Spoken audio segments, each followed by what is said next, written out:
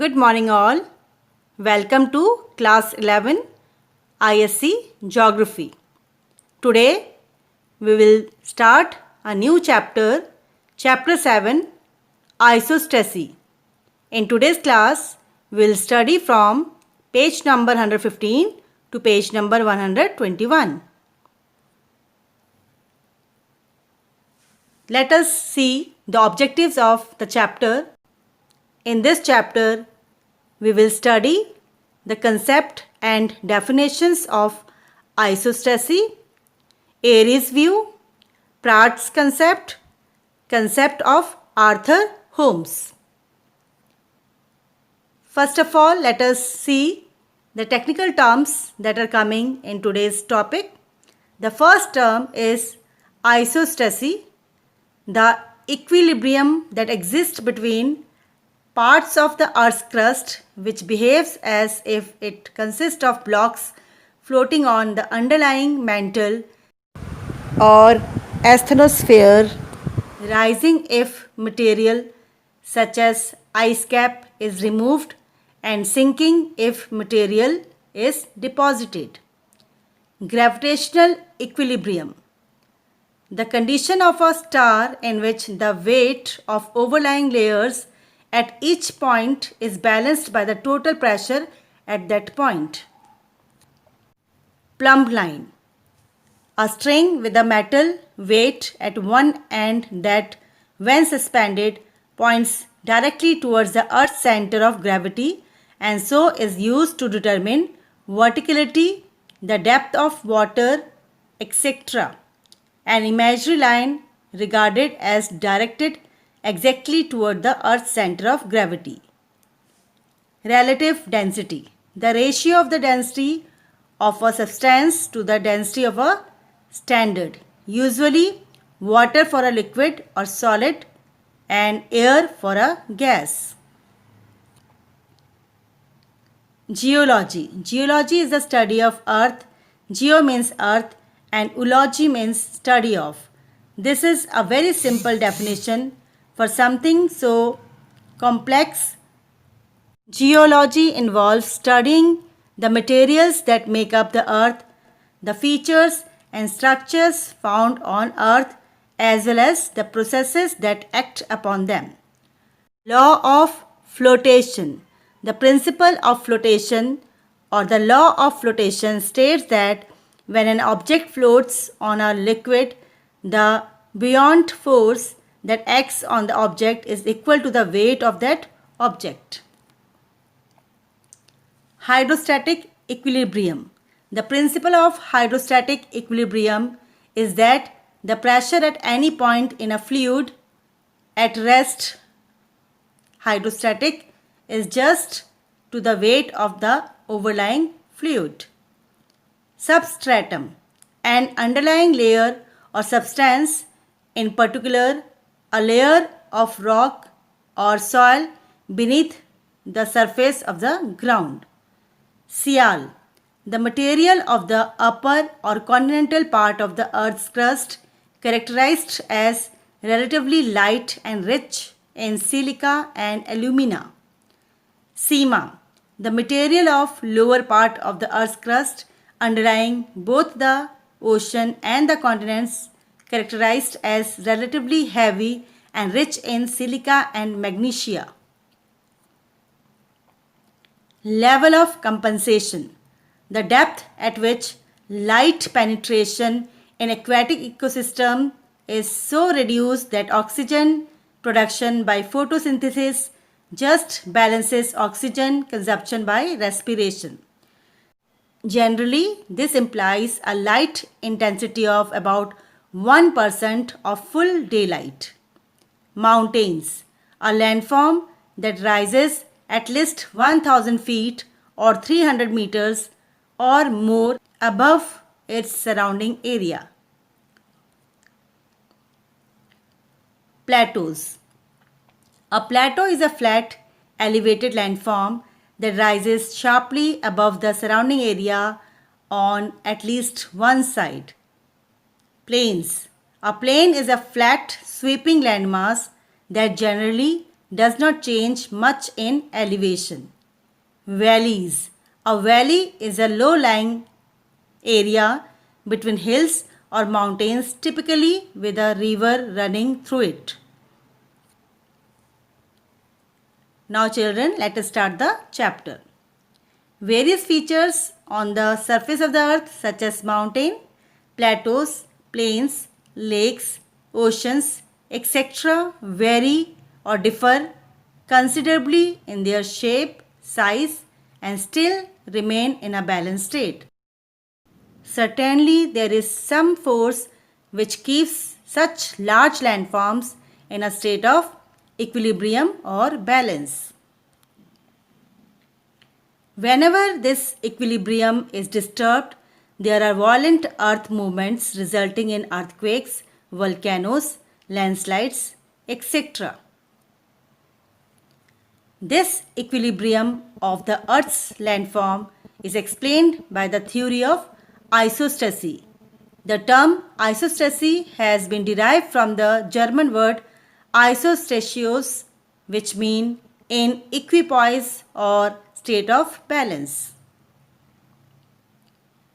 The term isostasy was first used by an American geologist and pioneer seismologist Dutton in 1889. Seismologist is a scientist who study the earthquakes. He developed and named the principle of isostasy. He explained the state of gravitational equilibrium that exists between continents, oceans, mountains, plateaus, and plains on a rotating earth. According to this principle, the level of the earth's crust is determined by its density, theory that lighter material rises, forming continents, mountains, and plateaus, and heavier material sink, forming basins and ocean floors. He suggested that the height of various landforms on the earth was related to their density. The higher features are composed of lighter rocks, whereas low-lying areas have rocks of higher density. Thus, continents are made up of lighter rocks and ocean basins consist of denser rocks.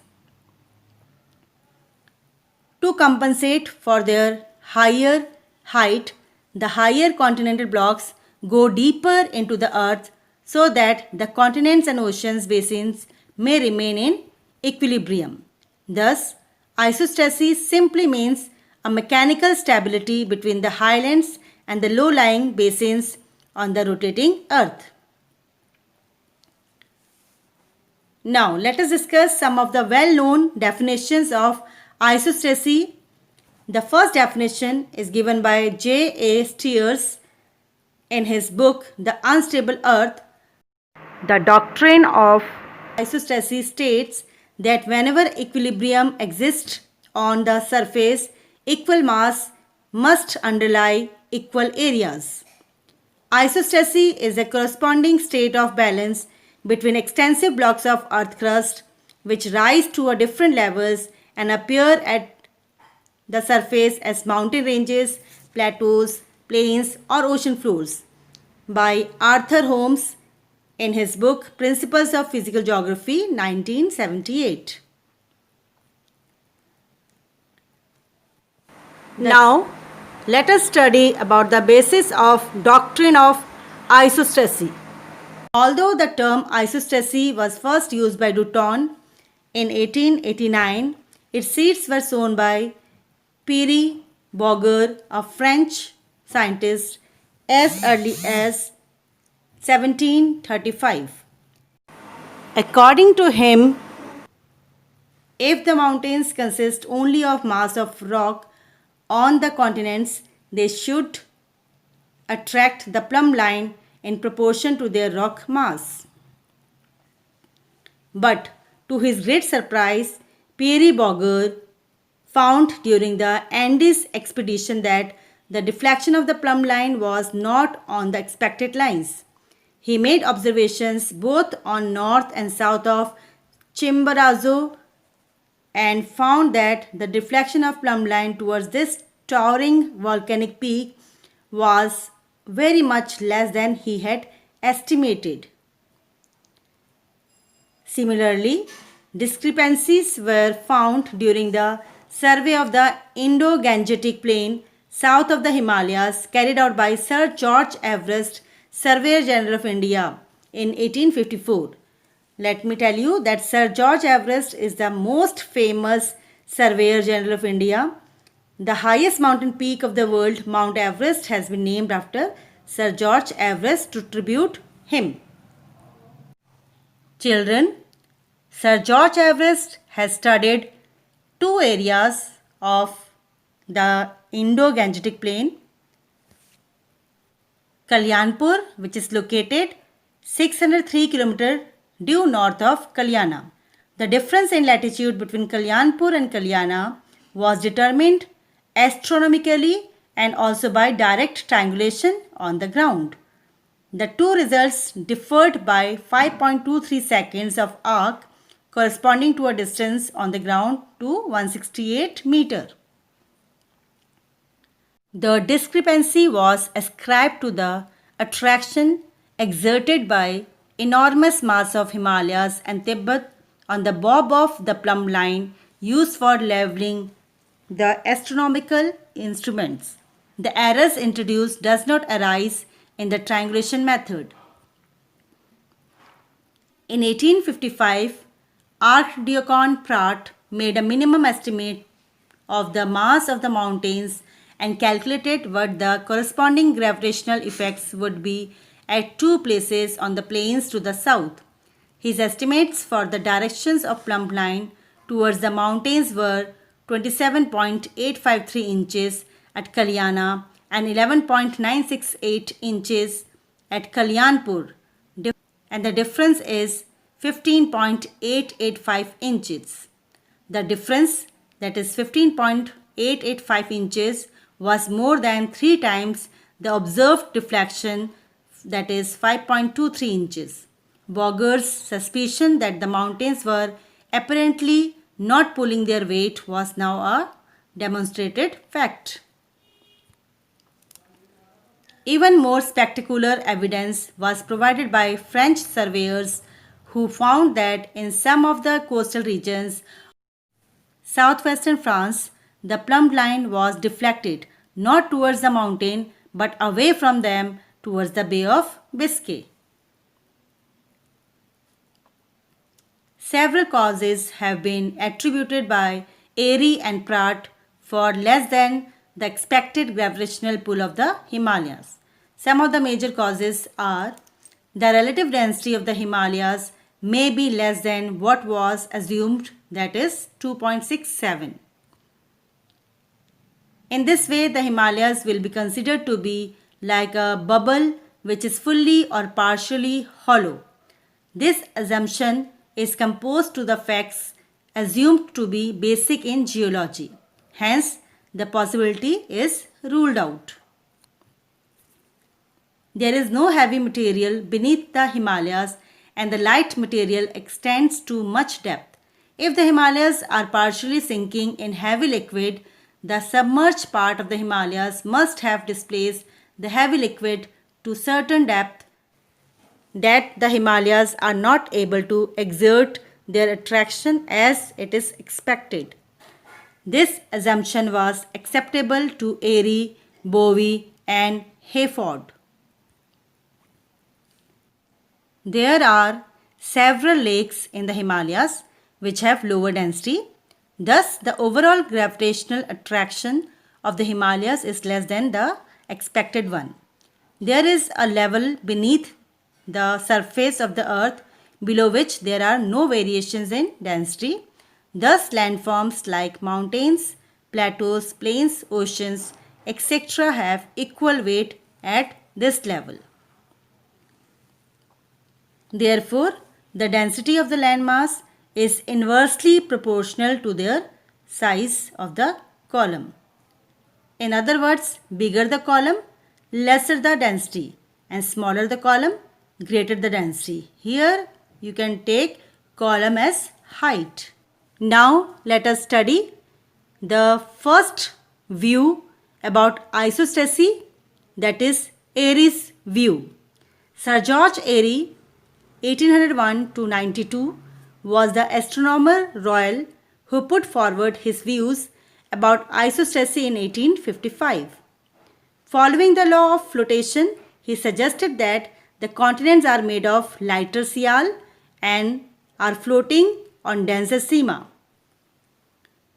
He made it clear that the Himalayas were not just a surface feature but lighter rocks of the mountain that extend as roots up to a considerable depth into the denser sima. Airy argued that high rising Himalayas could be stable only if its greater part extended deep down into the denser rocks below. According to Archimedes' principle, a solid floating into a liquid displaces the mass of liquid equal to its own mass. In this diagram, you can see that the lighter material displaces less water while the heavier material sink down and they displace more water. In short, the sial masses are in hydrostatic equilibrium.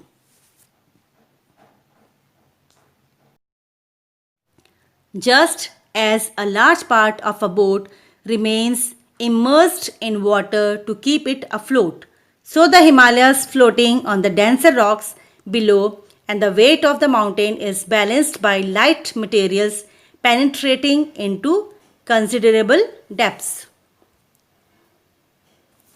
Airy illustrated that point by taking the example of an iceberg. When the iceberg floats in the sea, its one part is above the water level and 9 parts are immersed in water. Using this analogy, if we assume the average density of the continental rocks to be 2.67 and that of substratum as 3 as suggested by Joly, then nearly 8 times the height of the rocks above the substratum should penetrate into the denser substratum.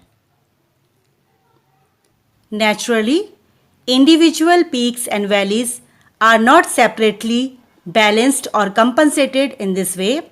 The minor relief features of the surface are easily maintained by the strength of the crusted rocks.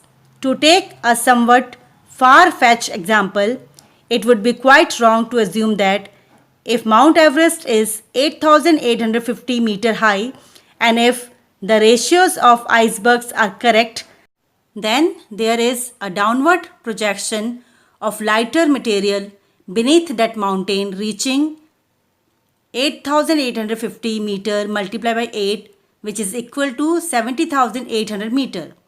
In this way, Airy explained that Himalayas have roots of lighter rocks which penetrates deep into the substratum.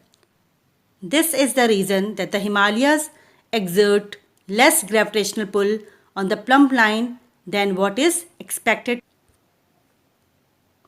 According to Airy, the high rising relief features are compensated by their roots projecting into the substratum. Airy proved his theory with the help of wooden blocks. He took wooden blocks of different heights and put them in a vessel containing water, as we can see in this picture. It was found that each block moved vertically and independently of its neighbor. So let us understand Airy's model. According to Airy, since all blocks are made of wood, they have equal density but their height differed from each other. Also, the blocks emerged by amounts which were proportional to their heights, so that the longest block rose to the greatest height above the water and it also went deepest into the water. These blocks are said to be in a state of hydrostatic equilibrium. The same experiment was repeated with copper blocks immersed into mercury and identical results were obtained.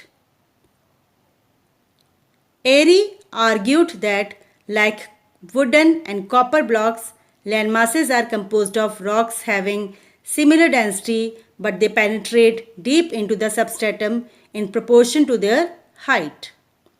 According to Airy, the lighter the material, the more will be their height, and denser the material, the less will be the height. Thus, Airy assumed that the continents and islands are resting on, or rather floating in, a denser mass, and that excess of mass above the upper surface of the substratum is balanced by deep projections of the lighter material into the substratum. In short, the Sial masses are in hydrostatic equilibrium.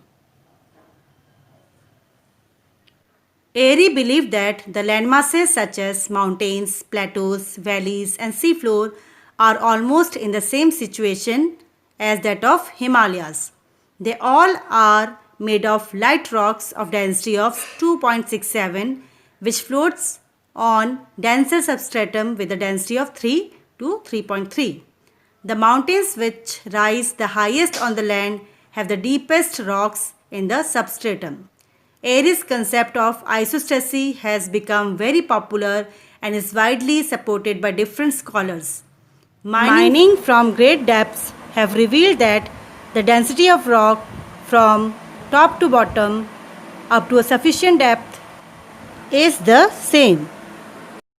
Hayford and Bowie have also supported Airy's concept of isostasy. Quite recently, however, the fundamental concept of Airy, the continental masses floating as lighter Sial blocks in a heavier Sima substratum, has been rejuvenated largely through the influence of Heiskanin's work, so that it is now probably true to say that most geologists favor Airy's explanation. Although Airy's concept is widely acclaimed, yet it has its inherent weaknesses. As mentioned earlier, Everest is 8,850 meters tall and it has roots penetrating up to 70.8 kilometers in the substratum, but you know that the temperature rises inside the earth at the rate of 1 degree Celsius per 32 meters depth. At this rate, the temperature of 70 kilometers depth will be so high that the roots of Mount Everest cannot remain in a solid state. Some other scholars believe that the Earth's crust is not in the form of vertical blocks but in the shape of concentric layers. Now children, let's study about Pratt's concept of isostasy.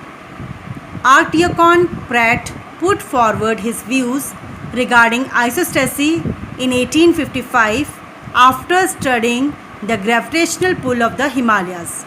He propounded the theory that there are lighter rocks below the Himalayas and denser rocks below the Indo-Gangetic Plain and the southern peninsula of India. That is why the gravitational pull of the Himalayas is much less than that calculated by Pratt.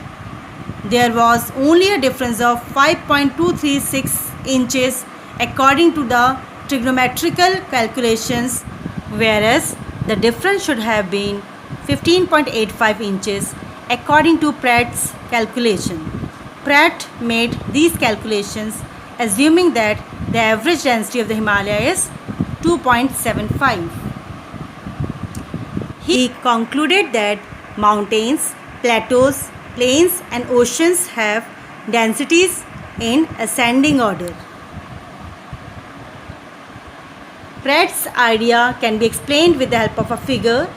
4 pieces, one each of lead, iron, antimony and zinc of different densities but equal weight are put in a vessel containing mercury.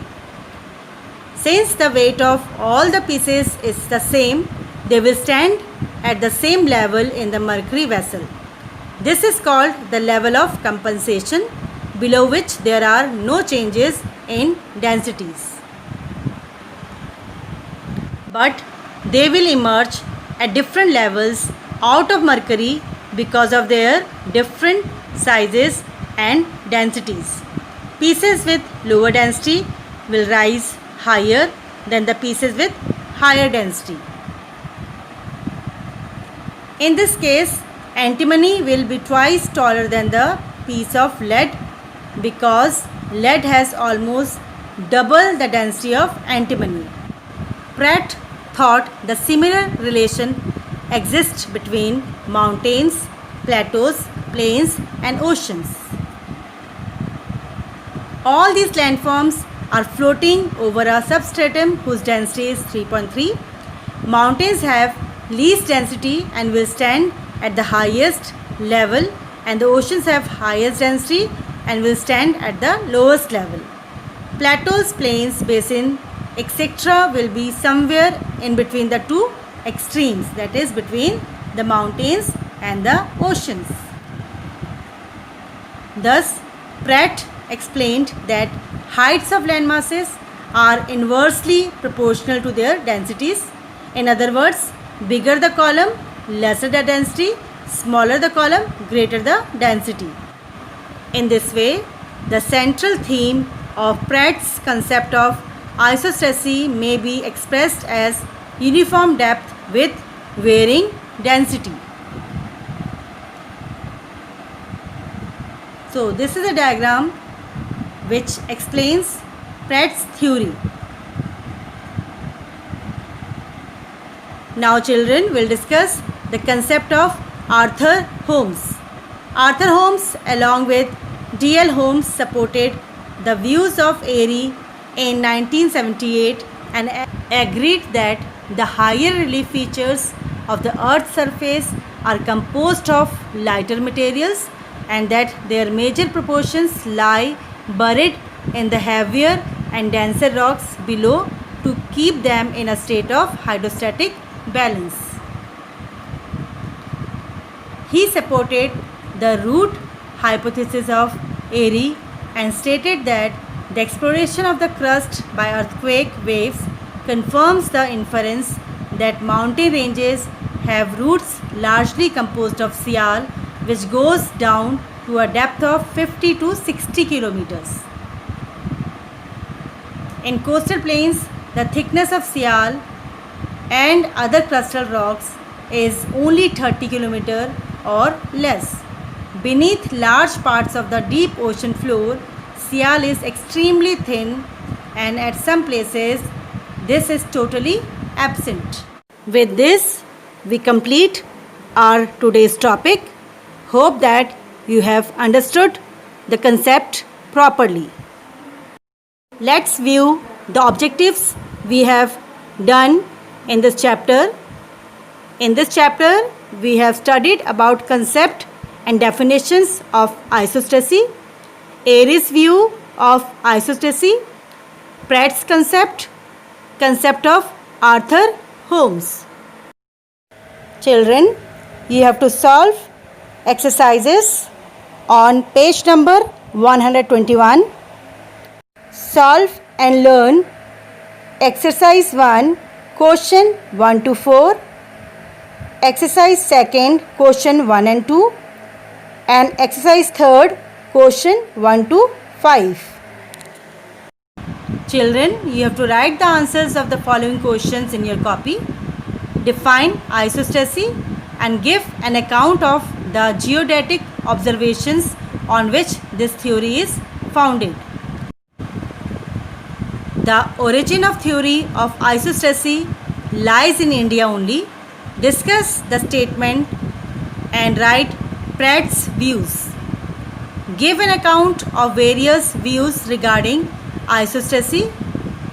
Give Pratt's view on isostasy and explain how his views differ from the other views.